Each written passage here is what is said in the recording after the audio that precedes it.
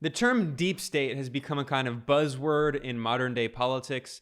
A lot of politicians, especially right wing ones, accuse their enemies of being part of this cabal, of this deep state conspiring against them.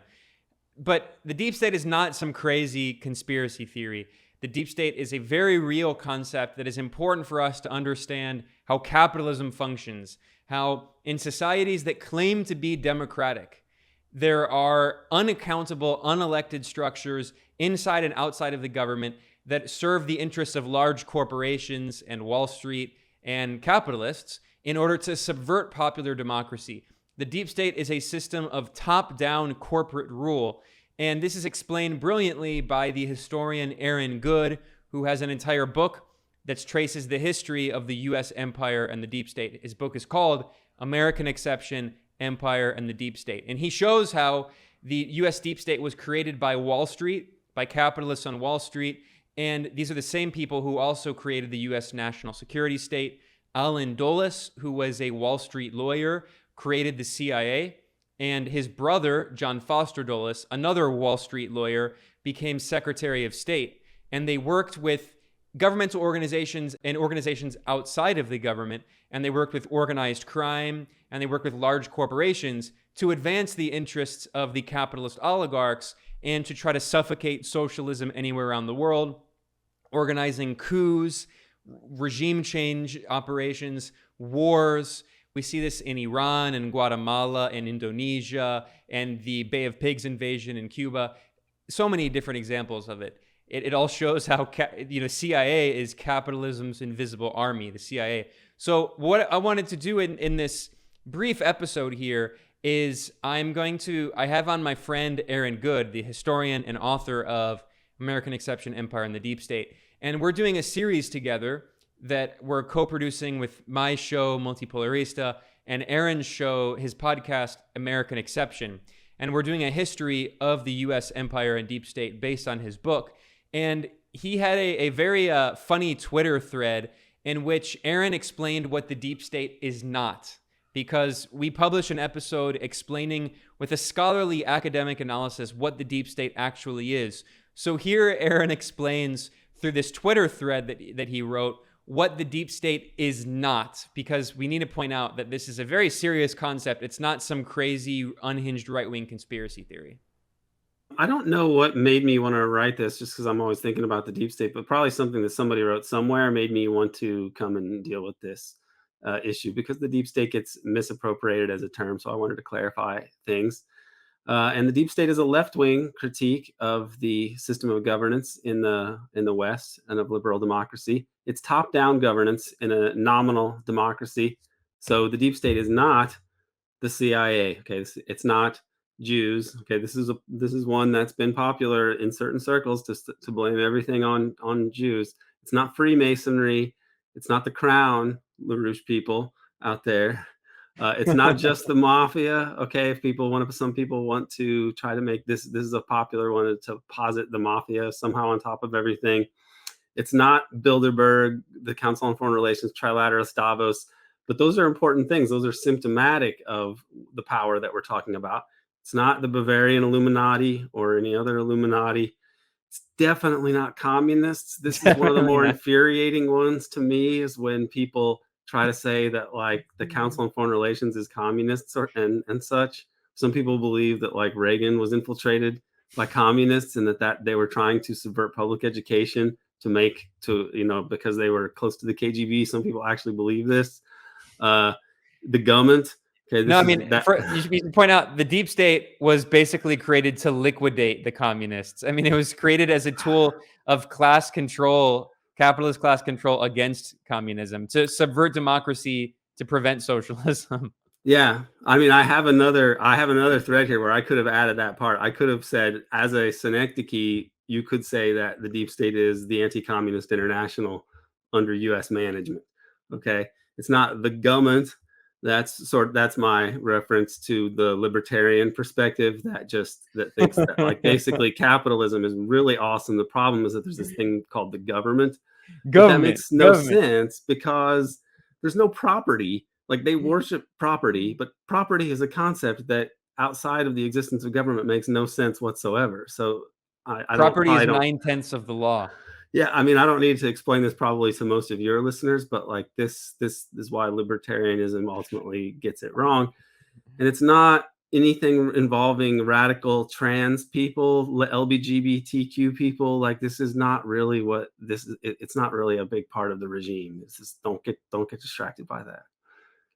So I do say it on the second, I followed this up because there's only so many tweets on Twitter or characters on Twitter, and say, as a synecdoche, you could say the deep state is parafascism. That's where the anti-communist thing is pretty accurate, right? They take the old Nazis and Italian fascists and Japanese ultra nationalists, and they recruit them into this new covert force to kill people all over the world. And so you have a sort of fascist rule that doesn't call itself fascism, right? The old fascism that called itself fascism became kind of unpopular. So you can have the effective fascism, which is murder all the leftists without having to be associated with the unsavory aspects of fascism.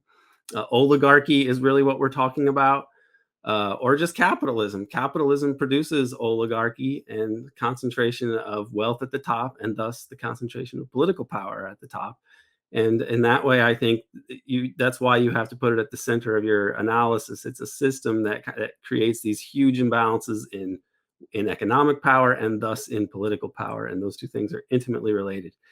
Well, and Aaron, and the point is that in capitalism, if you have a capitalist system and you want to maintain a veneer of democracy, bourgeois liberal democracy, the capitalist class needs to have some kind of overriding power when they say that, well, if the majority of working people got together and tried to vote away our wealth, we're not going to allow that. So you create these extra democratic institutions using organized crime, using, you know, governmental agencies, non-governmental agencies, all those structures together are part of the deep state to override democracy, to prevent people from having, you know, the ability to take away the wealth of the capitalists. That's the whole point. Yeah, and these things are, I mean, they go, I make the argument in my book that you could say America had a deep political system that existed in tandem with the democracy such as it was, because it's never really been a democracy, right? But my argument is that the deep political forces get enshrined in the actual system of governance with World War II and the decision to go for global empire, and that it overpowers everything else.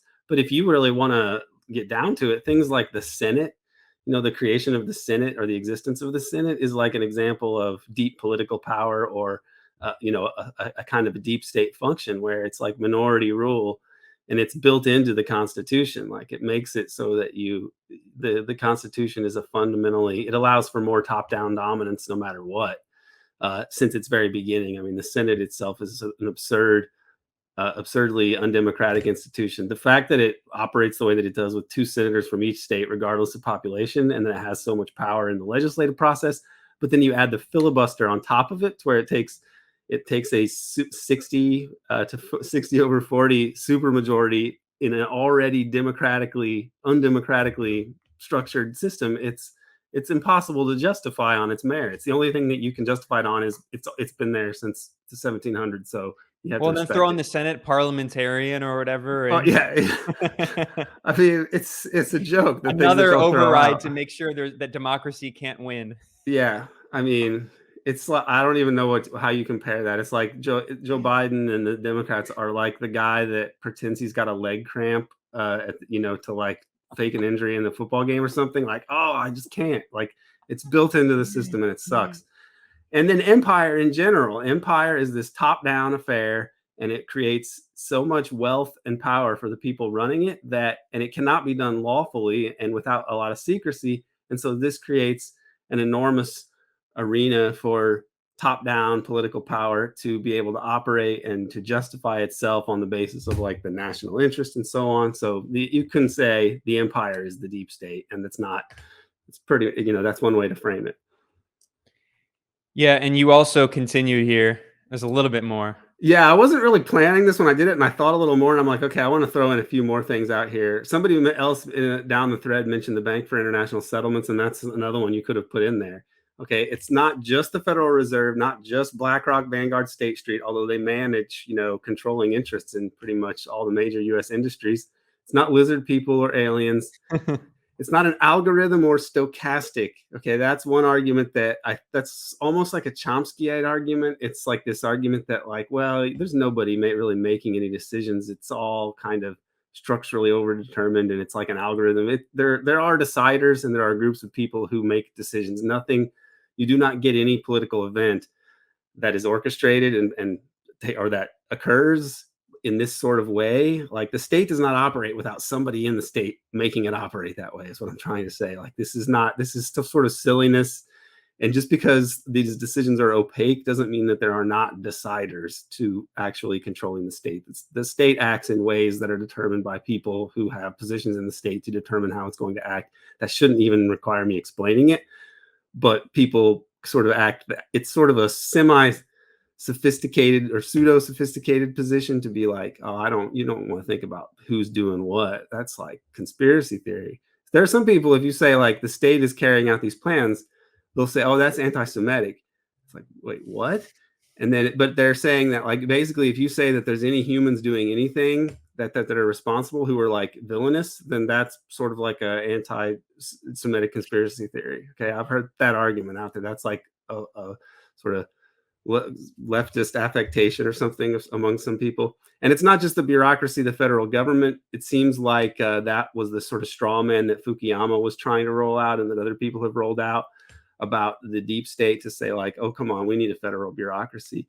But that's not really what we're talking about. We're not talking about a civil service of serious people. We're talking about like the political power that has exerted control, or political economic power outside of the Constitution that has exerted control over the federal bureaucracy, but is not just a function of the federal bureaucracy.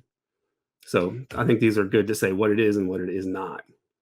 Yeah, and we talked about this contradiction between, structuralism, this idea that, it's all just this algorithmic structure and the individuals involved in the system don't matter on one side, and then this kind of individualistic conspiracy view of history where everything is just the individual actions of a small group of people. Obviously, both of those extreme views, like those if you were to pick only one perspective and not try to find like a dialectical synthesis of the two, you're not going to understand history. But the idea that it's all just running on autopilot is equally absurd. Obviously, it's not a small cabal of people, and it's certainly not a people of a certain religion or ethnic group or whatever. That's ridiculous. But it's not just like running on autopilot.